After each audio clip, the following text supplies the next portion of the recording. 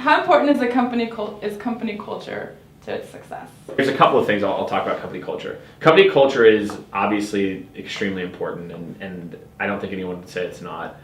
The flip side says that culture fits. Where I think we've got culture twisted is a lot of companies look for too many lookalikes early on. So to me, I think the culture is set by the CEO and it trickles down. Mm-hmm. But I think where I see culture go wrong is everyone tries to look for themselves. They look for other people like them, whereas I look for diversity. Like we have, I mean, you know, you can see our team, right? Like we've got a whole bunch of different personality types, a whole bunch of different people and different pieces. So it's about how do you to use different people to grow your culture and let it kind of take on its own life, where you're setting the vision and you're setting the mission and you're letting the people help to breathe their own life into it. So I feel like culture is something that you have to set at the top, but you have to allow people to manifest in different positive ways. Obviously, if there's a cancer, there's something you have to rip it out, right? Mm-hmm. You have to like deal with those people really, really quickly.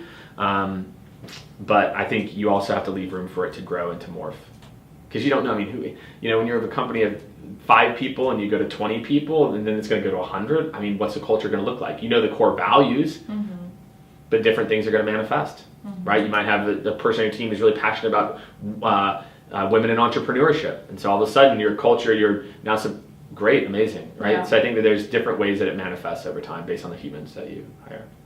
So when you're hiring, how do you look for that culture fit? I interviewing for culture, Harvard did a big study on this, like in sales in particular, culture was only a 10% indicator of success. Like previous work experience, there's a lot of other things. As you go through the interview process, you're always screening for culture. Having somebody interview someone for culture is ridiculous. Mm-hmm. You know, like if you spend 4 hours with someone, like, you know, you're gonna get it. You're gonna know. You're gonna know. Is the machine gonna reject this?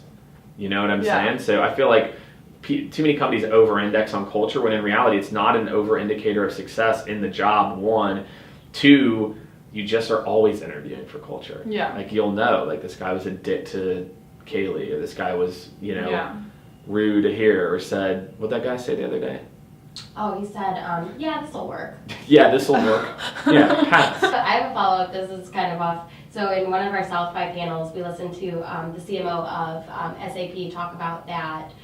They're building a tech solution to, in the screening process of resumes, beat out unintentional bias when you're screening through resumes. Yeah. Do you think that will negatively or positively impact like company cultures in the future? I think positive for sure.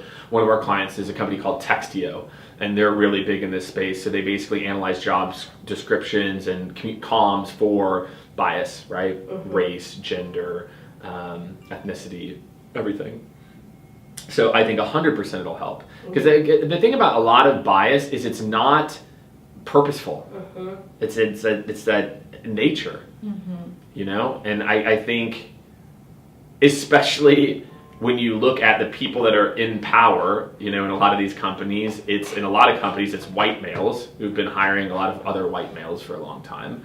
And so there's just a lot of bias that builds up. Mm-hmm. Like shit that you don't, I think that like the Me Too movement, not to go on some like real random topic, but like it really did, I think, open up a lot of people on the professional side's world to dumb shit. Now there's like the creepy shoulder rub guy, like that's just creepy, right? Yeah. Like, but it definitely did make you like, where maybe like I would touch a guy's shoulder or a woman, like the exact same, you definitely became way more aware, like exponentially, I think in a pretty positive way too. Yes.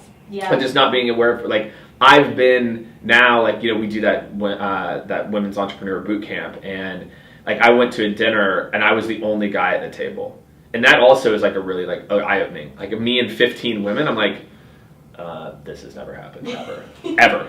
Yeah.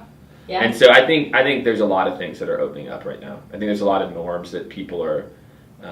Yeah, that's awesome, because I feel changing. like I'm sure a woman in a room with a in bunch a of men sales have room, always been aware of a bunch that. of sales guys drinking and doing that. They've It's super, and this is 3 years ago, super aware now of like, oh, this is probably like a difficult environment for the one woman in this room, or 2 women out of like 25 dudes who are all drinking, and it's 10 p.m.